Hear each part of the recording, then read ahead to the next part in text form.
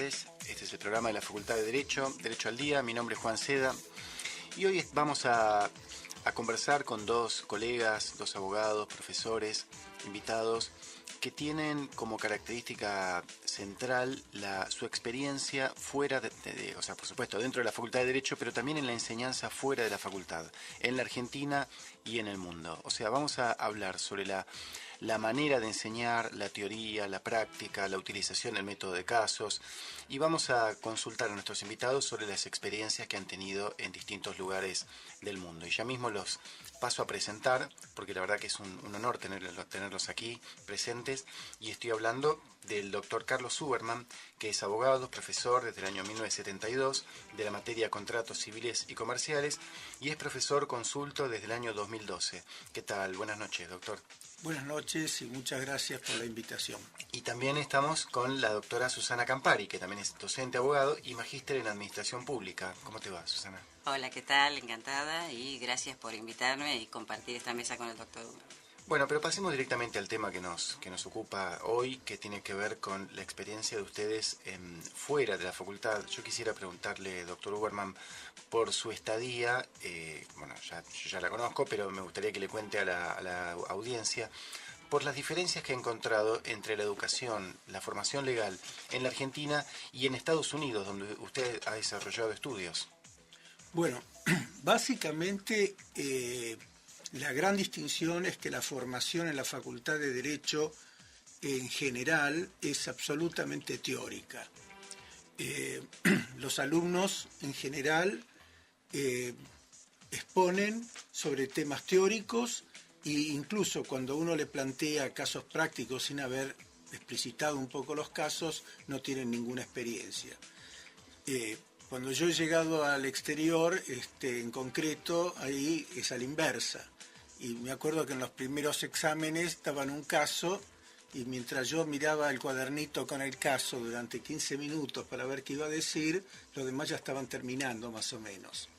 En muchísimos casos permiten a los alumnos ir a su propia habitación o a la biblioteca y consultar todos los libros que quieran para la resolución del caso. Lo único que hacen es que le dan 2 horas para terminar. En la Argentina, por lo menos en mi experiencia, sobre todo en contratos, el programa de enseñanza es teórico. Y eso hace de que es puras definiciones. Y yo muchas veces a los alumnos les digo, yo en la práctica profesional de abogado nunca tuve ningún cliente que me pagó un honorario para que le dé la definición de compraventa, sino que vienen con un caso concreto para que trate de ayudarlo a ver cómo lo resuelve. Y en general no tienen esa experiencia los egresados de la facultad, salvo que hayan trabajado en tribunales o en un estudio de abogado de algún pariente o amigo. O sea, doctor Huberman, que su primer acercamiento al método de casos fue en su experiencia en los Estados Unidos. 100%. ¿En qué año fue esto? Esto fue entre el 67 y el 69. ¿Y en ocasión de que usted... Fui a estudiar a Estados Unidos. Y esta experiencia la tuve tomando clases en Columbia University, donde daban casos prácticos para estudiar temas que en la Argentina esos mismos temas los estudiaban desde el punto de vista teórico. Ahora, yo estuve conversando antes con la doctora y yo le echo la culpa en parte al programa de enseñanza. Usted agarra el programa de enseñanza y son todos temas básicamente teóricos. Definición del contrato, características del contrato, clasificación del contrato, que es lo que hay que tomarle al alumno. Porque al alumno, si usted le plantea un caso como única forma de resolver si sabe o no sabe, y no sabe resolver el caso, usted no lo puede aplazar. Porque el alumno decía, a mí no me tomaron lo que dice el programa. Y Susana, ¿cómo es tu acercamiento también al método de casos? Sabemos que sos una de las mayores especialistas en enseñanza de método de casos. Bueno, ya estuvimos un poco discutiendo del tema con el doctor antes, ¿no? Y yo llego al método de casos a través de mi tesis de maestría, porque la docente, digamos que era mi tutora, había estado formada en la ENA francesa. Y sabés que en la ENA francesa el método de casos es esencial en la formación de lo que son los administradores públicos en la escuela francesa. Bueno, ella es la que de alguna manera me fue formando desde hace muchos años, y bueno, de alguna forma he podido pasar por distintas etapas con la utilización del método. Por supuesto que coincido con el doctor en que la organización de la currícula de Derecho es teórica. Pero creo que eso también como docentes nos plantea un desafío. Y el desafío es acomodar esos contenidos que nosotros tenemos que transmitir con las metodologías que nos exigen las nuevas generaciones. Son generaciones que ya tienen como 10 años de utilización de todos los sistemas y medios de comunicación, de accesos, etcétera. Me parece que nos plantea como docentes el desafío de incorporar algo distinto para la transmisión de los conocimientos. Y de hecho, fíjate que en las jornadas que nosotros estamos organizando en la facultad para el mes de septiembre, lo que yo estoy proponiendo como ponencia es la incorporación del video en el método de casos y, de alguna forma, cómo trabajar esa posibilidad, ¿no? Doctor Uberman, usted decía que no se puede tomar, a los estudiantes no se les puede tomar a través de casos. ¿Por qué no nos desarrolla un poco esa idea? Bueno, nosotros concretamente en mi cátedra, bueno, ya no más porque ahora como consulto la he dejado, pero he formado a un grupo de docentes que son de la carrera docente, que fueron exalumnos, después me dio la carrera docente, ahora está incluso a cargo el doctor Grané, que es el profesor que me ha reemplazado a mí en la cátedra, que tratan de trabajar con los alumnos en los casos prácticos. El tema es de que la currícula, como bien dice la doctora, es teórica. Y la culpa de la currícula también es porque el código nuestro es teórico. O sea, el código nuestro, que es una copia fiel desde el punto de vista metodológico del código francés, fue originalmente hecho por Napoleón, el código francés, como un libro de enseñanza. La idea de Napoleón era que el código civil sea un libro para que tengan los campesinos en la mesita de luz y lo puedan consultar. Por eso usted va a encontrar en el código definiciones. ¿Desde cuándo un código tiene que tener definiciones? Y eso es tema de doctrina. Pero eso se vuelca después en el programa de enseñanza.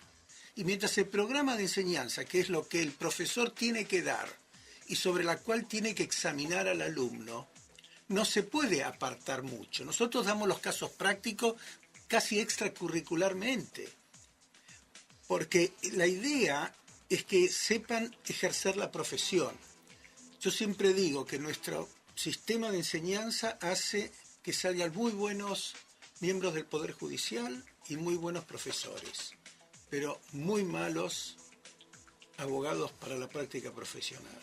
Bueno, aquí tenemos una especialista justamente en la administración pública, que es Sí. Susana. Que Justamente también comentaba que en la maestría de administración pública no ingresan todos los que se inscriben al programa, sino aquellos que pasan el proceso de selección. Y un poco hablando con el doctor, comentaba que uno de las partes, digamos, de ese proceso de selección es la resolución de un caso. Y muchas veces profesionales que han pasado la primera parte, que es comprensión de textos y conocimiento del mundo contemporáneo con cierta facilidad, se encuentran con una traba importante cuando tienen que resolver una situación problemática. Yo reconozco que trabajar con casos es costoso, y lo digo siempre en las clases. Es costoso desde el punto de vista de la preparación para del docente del caso. Es costoso para poder organizar la tarea de los alumnos cumpliendo los objetivos didácticos previamente establecidos, y es costoso por la evaluación. Porque si bien es cierto que la evaluación es el proceso más difícil de todo lo que es la enseñanza-aprendizaje con cualquier estrategia, cuanto más cuando yo estoy promoviendo una resolución alternativa, algo que no esté absolutamente fijado en una norma, en un código. Estamos hablando con dos profesores de la Facultad de Derecho, Susana Campari y Carlos Uberman, sobre la forma de enseñar. Doctor Uberman, me pareció muy interesante lo que contaba sobre su sorpresa cuando estuvo se encontró frente a un método distinto en otro país. ¿Por qué no nos cuenta un poco cómo es la enseñanza del derecho, por ejemplo, en Estados Unidos? Bueno, también lo he conversado previamente con la doctora. Primero hay que tener en cuenta que el personal docente es todo full time. Viven en la universidad y trabajan 20 horas diarias para los alumnos y para dar clases. Cuando usted llega el primer día de clase, antes del primer día de clase, el profesor pone en la puerta de su escritorio el tema que va a dar en la primer clase. Y el alumno ya tiene que ir con el tema estudiado. Entonces, cuando llega con el tema estudiado de los alumnos, que también son full time, o sea que no trabajan y que viven en la universidad, el profesor por ahí plantea un caso y sobre el caso los alumnos ya saben el tema y entonces pueden aprender y resolver el caso. Nosotros acá, vamos a ser francos, usted va al primer día de clase y el primer día de clase ya lo pierde hablando de bibliografía y de programa de enseñanza. No todos los alumnos tienen hoy en día dinero para comprar los tratados. No tienen casi ninguno la posibilidad de estudiar full time, la mayoría trabaja. Y si usted le da casos para estudiar incluso de jurisprudencia, no tienen posibilidad de llegar a los anales de jurisprudencia, a las revistas como El Derecho o La Ley, y tienen que ir a la biblioteca. Lamentablemente a veces hasta ese mismo caso ya ha sido, digamos, extraviado, por así decir, en la biblioteca. O sea que el alumno no tiene mucho acceso a los casos. Y entonces es muy distinto a cómo usted empieza a estudiar en una universidad basada en casos, como usted empieza a estudiar en una universidad donde usted viene desde el secundario repitiendo de memoria definiciones y ese tipo de cosas. Susana, vos planteabas la importancia de una generación que está como más acostumbrada a otras formas de comunicación. ¿Eso cómo influye en la forma de enseñanza? Influye, digamos, en los cambios que los docentes han tenido que ir implementando y también las posibilidades. Comentaba yo del tema del video en método de casos.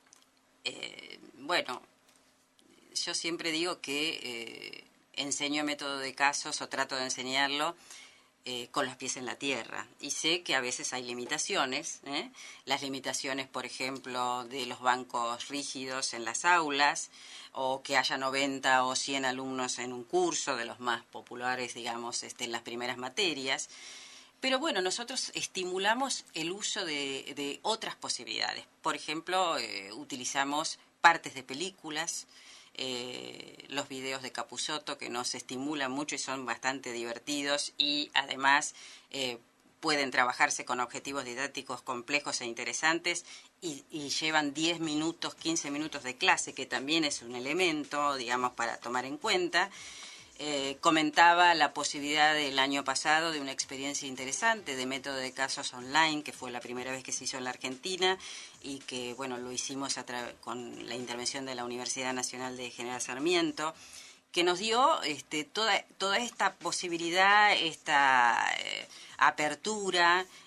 Los alumnos, digamos, utilizan todos los medios.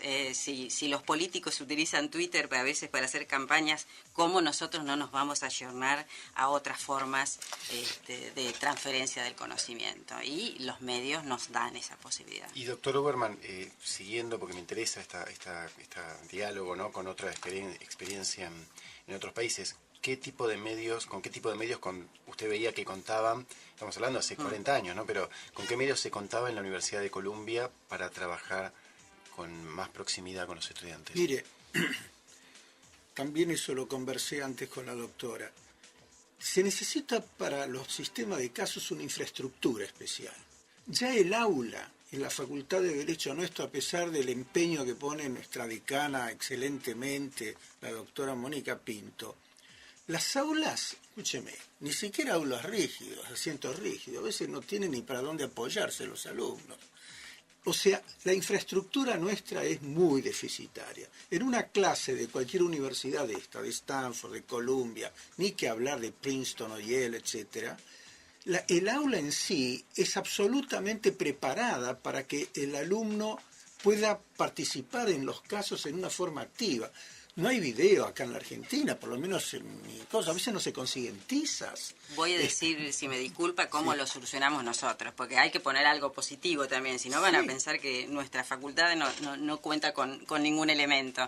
Y bueno, utilizamos una notebook, cuando son grupos pequeños, digamos, hay cursos de 25 alumnos, se ponen en círculo, la notebook en el medio, y se puede utilizar, mirar un video, en base a las consignas que se van dando previamente, ¿no? Y podría pensarse que con el avance, porque están llegando a la universidad los chicos que han recibido gratis del Estado en la claro. primaria o en la secundaria una computadora. Claro. O sea, ¿podemos pensar que esto va a llegar a la universidad? Y yo creo que sí. De hecho, bueno, en el caso de los docentes a los que nosotros le damos clases, muchos de ellos ya acceden con sus recursos informáticos a las mismas clases que nosotros estamos dando. O sea, que uno tiene que plantearse una proyección hacia el futuro, digamos, ¿no? Y entonces, bueno, quizás lo que no sea ahora factible, digamos, en las dimensiones que nosotros quisiéramos conseguir, bueno, en un futuro creo que tenemos que pensarlo en esa proyección. Por supuesto que yo, y lo conversamos también, no desmerezco para nada las clases teóricas tradicionales, y al contrario, he sido formada por grandes especialistas que ha sido un lujo escucharlos, pero creo que las demandas de los nuevos grupos que van ingresando a la facultad nos exigen como docentes pensar en planificar hacia adelante con otras tecnologías. Por ejemplo, mire, yo en la facultad, alumnos de tercer año, les pregunto a muchos de ellos cuántos conocen tribunales. 3, 4, 5 en una clase de 75 alumnos, salvo los que trabajan en un estudio de abogados. Entonces yo les digo, mire, es lo mismo que un alumno de tercer año de medicina que nunca haya ido a un hospital. Entonces yo los he llevado fuera de hora a los alumnos a tribunales y le he mostrado lo que es. Y ahí los alumnos también chocan con una realidad que no tenían pensada, porque la mayoría de los alumnos que no tienen parientes, abogados, etcétera, están muy influidos por las películas norteamericanas de juicios. Bueno, vamos a hacer si les parece, un breve paréntesis, viene el informativo y después continuamos con el doctor Carlos Suberman y la doctora Susana Campari. Radio UBA. Seguimos en Derecho al Día, el programa de la Facultad de Derecho, con los profesores Carlos Suberman y Susana Campari. Estuvimos hablando durante la primera hora del programa sobre las deficiencias que tiene la enseñanza netamente teórica, sin incorporación de casos, la necesidad de modernizar la educación, las dificultades que tienen instituciones como nuestra Facultad de Derecho, que con todo su prestigio aún tiene mucho por delante en cuanto a modernización pedagógica. Y Susana, vos comentaste sobre unas jornadas que se están haciendo. ¿Por qué no nos informás sobre esas jornadas donde sé que el doctor Uberman va a ser panelista? Así es. Bueno, son las terceras jornadas de enseñanza del derecho que ya tienen su fecha, 9 y 10 de septiembre de este año.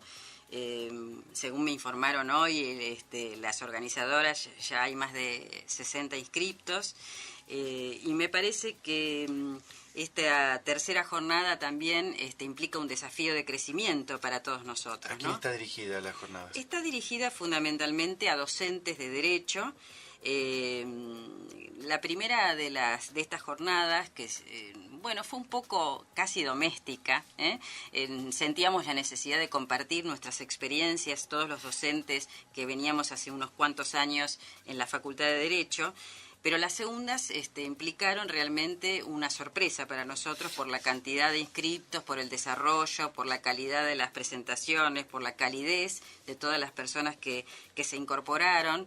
Dio la circunstancia de que la facultad había firmado un convenio con la Universidad de la República en Uruguay, y eso también trajo que hubo un contacto interesante con muchos docentes que se acercaron a la casa. Realmente el éxito motivó a que nosotros pensáramos en estas terceras jornadas, a las que invitamos, por supuesto, a todos los docentes de distintas facultades de Derecho que quieran acercarse. Y bueno, seguramente el doctor, que va a ser uno de los panelistas, va a poder allí brindar conocimientos para todos los que nos anotemos, y ya nos anotamos. ¿Sobre qué va a hablar, doctor, usted en este panel? En realidad, sobre lo que acabo de hablar. O sea que si la gente me está escuchando ahora, se No va, va a ir nadie. se va a aburrir. No, yo lo que le quería agregar, si usted me permite, es que esta falencia que yo veo en los alumnos de la facultad, también la he notado. Yo he sido jurado del Consejo de la Magistratura para el juez federal de Córdoba, de una ciudad importante, la ciudad de Córdoba. Que no quiero nombrar ahora, obviamente. Es interesante que de los 30, o no me acuerdo el número, 40 que se presentaron y tenían que dictar una sentencia en un caso civil que lo había preparado yo, un caso penal que lo había preparado otro miembro del jurado y un caso laboral, la deficiencia en las sentencias era similar a la de los exámenes de la facultad, sacando alguno que otro que obviamente había sido secretario de un juzgado o fiscal, los que venían, digamos, del no poder judicial, las sentencias eran como exámenes de la facultad. En vez de empezar a hablar sobre el caso concreto y sentenciar, empezaba con las definiciones, los aspectos generales, etcétera, etcétera, como para demostrar que el tema lo sabían. Pero en concreto no dictaba una resolución específica para resolver el caso. Ahora me salió del tema de las jornadas, ahora vamos a hablar con las jornadas, pero ya que menciona el tema, doctor Uberman, ¿cómo vincula o cómo relaciona esto con los distintos sistemas jurídicos, las distintas tradiciones jurídicas romanistas? Usted habla del Código Napoleón y el sistema del Common Law. Bueno, en realidad hay que distinguir más entre el sistema germánico y romano. El sistema nuestro, como le dije, fue hecho sobre el sistema romano y Napoleón lo que hizo fue crear un sistema para unificar a toda la Francia que estaba absolutamente dividida en pueblos feudales, donde cada señor feudal dictaba una ley en particular a su jurisdicción, a diferencia de los países nórdicos, que después llevan al Common Law, que ya estaban unificados y tenían todo un sistema de costumbre. O sea, la costumbre era generalizada. Entonces, el sistema de Common Law, que después pasó también a Estados Unidos y lo tiene la mayoría de los países sajones, está basado en la costumbre, digamos, más que en que alguien haya sancionado una ley. A pesar que en Estados Unidos hay códigos, lo mismo pasa en otros países nórdicos, y en Alemania. Pero fíjense que el código alemán, germano, de 1900, tiene más o menos 15.000 artículos, concretos sobre cada caso en particular, que no trae ninguna definición. Y el nuestro tiene 4.000 artículos y tiene, yo diría, un tercio de doctrina, en vez de resolución de normas específicas para cada caso. Susana, había una serie que seguramente habrás visto que se llamaba... no me acuerdo el nombre, pero trabajaba el actor John Houseman, que hacía de profesor en la Universidad de Harvard, con un hemiciclo con todos sus estudiantes, y él iba preguntando por distintas sentencias, distintas causas, y preguntaba el caso tal, y señalaba a un estudiante. Tenía anotado quién era el nombre de cada uno, y tenían que contestar estos estudiantes. Y era bastante... yo no sé si podríamos hablar de método de casos ahí, porque no es que el estudiante tenía que resolverlo pensando, él tenía que saber cómo se había resuelto tal caso en tal situación. Sí. Esto está relacionado con qué entendemos que es método de casos, y bueno, tendríamos que estar bastante tiempo para explicarlo. El método de casos no es exclusivamente el caso jurisprudencial, y lo que nosotros intentamos hacer en los talleres es enseñarle a los docentes a construir sus propios casos. ¿Por qué decimos eso? Porque el análisis de sentencias ya hechas, ya terminadas, ya resueltas, ya analizadas, dejan poco margen para la imaginación, para la fundamentación original, para la aplicación de otra posibilidad de resolución de un determinado problema. El caso siempre, desde lo metodológico, implica la presentación de un problema. En el caso que vos estabas relatando, me parece que lo que el docente, o sea, no me voy a poner en los pies del docente, o por lo menos el que diagramó el programa televisivo, era un poco ver el conocimiento de casos jurisprudenciales y cómo llegaron esos casos jurisprudenciales a la sentencia. Supongo que sería eso. Cuando yo trabajé hace unos años en la Universidad Austral con los profesores titulares, también con la metodología, justamente partía desde casos de cámara, tratando de analizar con ellos cómo se había llegado hacia esa sentencia, digamos, haciendo como la inversión en la resolución del problema. Bueno, realmente es muy interesante. Si vamos a hacer una breve pausa, así ponemos un tema musical y continuamos con Derecho al Día. Seguí en Radio UBA. Y entramos en la última parte, el último segmento de Derecho al Día, el programa de la Facultad de Derecho, con dos profesores amigos, Susana Campari y Carlos Uberman, profesor consulto de la universidad desde el año 2012. Doctor Uberman, que ser consulto es realmente un privilegio en la universidad. ¿Cómo sintió esa designación? Bueno, básicamente creo que es un honor desmerecido, posiblemente más por la edad que por otras cosas. Hay un reconocimiento, una trayectoria, Sí, es un cargo excepcional. Hace muchos años. Y tengo la suerte de poder colaborar con el departamento de carrera docente, volcando, si es posible, parte de mi experiencia en la profesión. Y aparte nos decía que ha tenido realmente no solamente por Estados Unidos, sino que ha estado en universidades europeas. No, he estado en varias, pero no como invitado, cosas por el estilo, sino porque por contactos he visitado a profesores en la Facultad de Derecho de Colonia en Alemania, estuve en la Universidad Hebrea de Jerusalén, estuve en la Universidad de Cambridge, donde ahí no visité a nadie, pero estuve averiguando, y en muchas otras. Y los sistemas son totalmente distintos.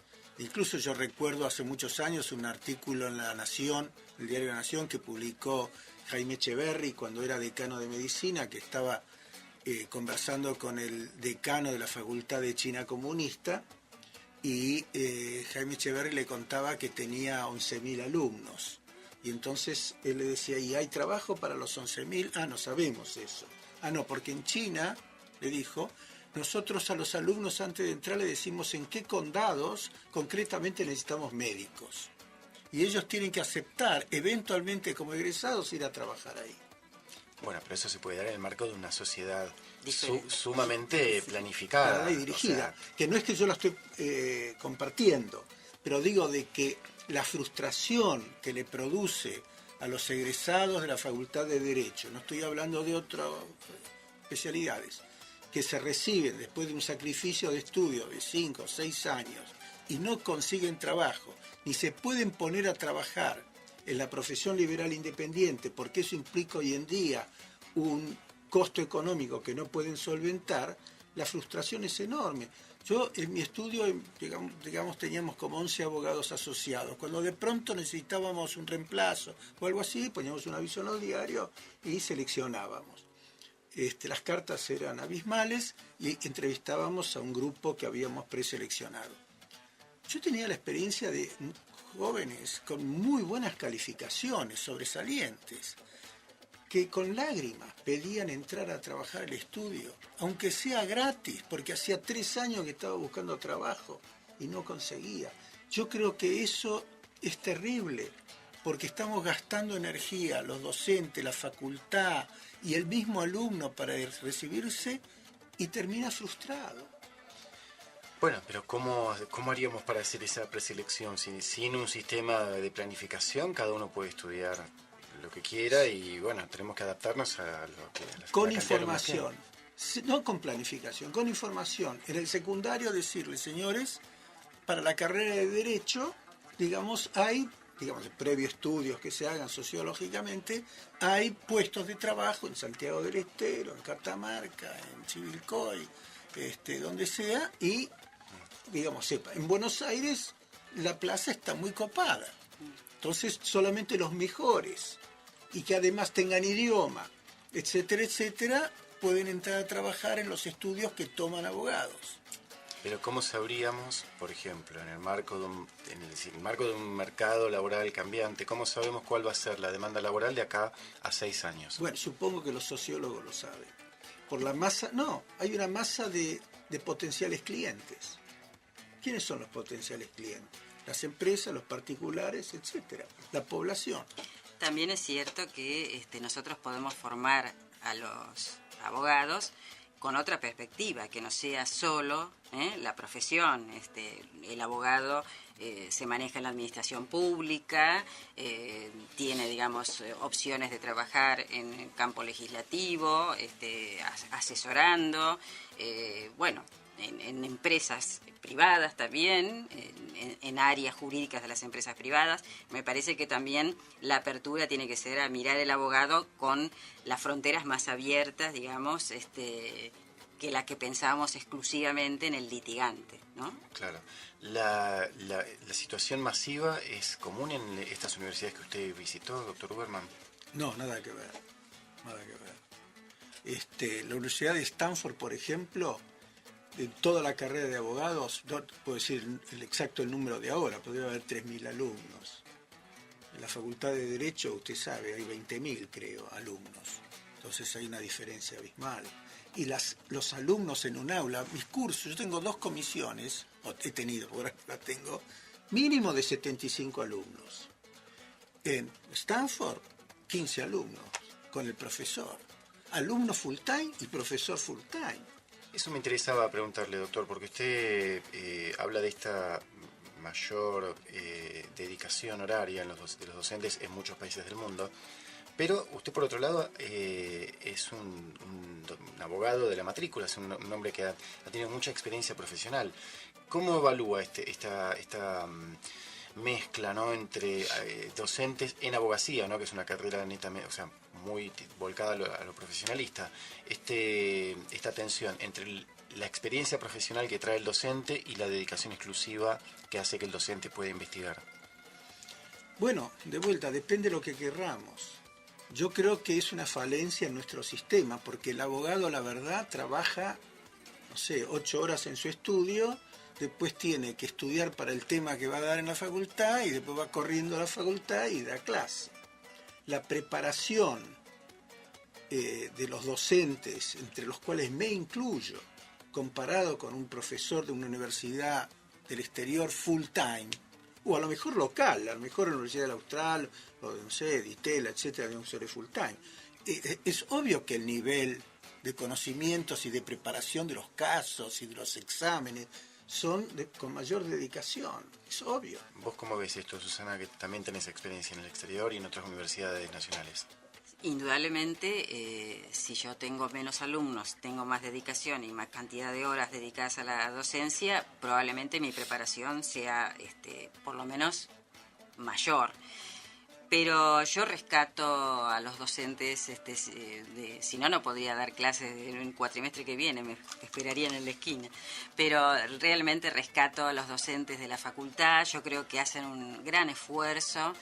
Y si bien es cierto que coincido con que lo hablábamos también antes, que la preparación de los alumnos que llegan a la facultad tiene deficiencias, creo que también es un desafío para nosotros. El hecho de promover la participación, el compromiso, es el desafío que tenemos como docentes de este siglo, que nos demanda quizás más de lo que pensábamos cuando iniciábamos esta profesión. Yo considero que mirando hacia el futuro tengo esperanzas. Y porque claro, imagínense que por supuesto que nosotros somos el programa de la Facultad de Derecho y esta es la radio de la UBA. Partimos de una idea que bastante, por supuesto, sesgada, no somos objetivos en esto, pero tenemos la idea de que nuestra universidad es la más prestigiosa de nuestro país y una de las mejores de la región. Pero hablaste de desafíos, Susana, y también el doctor Uberman estaba planteando de dificultades. ¿Cómo hacer para mantener o acrecentar incluso este prestigio? ¿Cómo podemos sostener la ubicación de la UBA como institución reconocida por su calidad?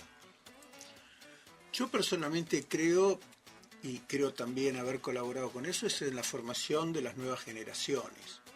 O sea, los profesores que yo tuve cuando yo era alumno, muchos de ellos eran gente de gran conocimiento de las materias, la mayoría de ellos.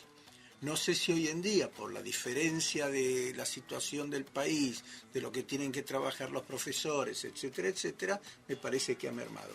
Ahora, si se empieza a formar alumnos y después a docentes, podemos llegar a equilibrar la falencia de lo que estamos hablando. En mi caso concreto hemos formado, por ejemplo, un grupo de 15, creo, ayudantes alumnos, jefes de trabajo práctico, etcétera, de un nivel exquisito, gente que trabaja ad honorem, que no tienen sueldo, y que se matan por la docencia. Y creo que eso equilibra.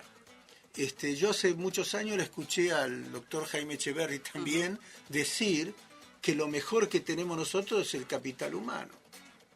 Y realmente, gracias a los docentes que hay en la facultad, por lo menos de Derecho, muchos de ellos ad honorem, se mantiene un nivel bastante adecuado. ¿Vos, Susana, Sí, yo también pienso lo mismo. Pienso que van a seguir, obviamente, docentes formándose como hasta ahora, y que, bueno, que pensemos que con el esfuerzo de todos se sigue adelante. Yo siempre digo que la universidad pública es un privilegio. Entonces, el compromiso nuestro como docentes es también transmitirle a los cursantes de las distintas materias esta idea, de que están allí con el esfuerzo de la sociedad, y que también ellos tienen que plantearse el compromiso de hacer su aporte personal de estudio, y los docentes comprometiéndose también en un futuro, que yo creo que vamos a seguir manteniendo este nivel. Bueno, les quiero decir, tanto a Susana Campari como al doctor Carlos Suberman, a ambos, que para mí es un privilegio el de haber estado con ustedes esta hora. Gracias. Y también les quiero decir que me parece un privilegio, les decía recién a las productoras, que realmente es un privilegio poder tener una conversación en una radio en vivo sobre educación, sin tener que estar pendiente de lanzar consignas o dar respuestas fáciles. Eso creo que también es un avance que tenemos en tener la posibilidad de tener que la UBA tenga una radio y que pueda dedicar tiempo a estos temas. Quiero decir que lo de las jornadas de enseñanza del derecho, accediendo a la página de la Facultad de Derecho, pueden tener toda la información, y si no, en innovación@derecho.uba.ar pueden pedir toda la información sobre las jornadas. Bueno, ¿y puedes repetir la dirección de la página de la facultad? La facultad es la página de la Facultad de Derecho, www.facultadderecho.uba.ar. Sí. Bueno, doctor Uberman, doctor Campari, muchas gracias por venir hoy. Gracias. Y que con este día. Bueno, este ha sido el programa Derecho al Día de la Facultad de Derecho, y estaremos con ustedes nuevamente la semana próxima. Derecho al Día. 87.9. Derecho al Día, la Facultad de Derecho de la Universidad de Buenos Aires, en Radio UBA. Radio UBA 87.9, la radio de la Universidad de Buenos Aires.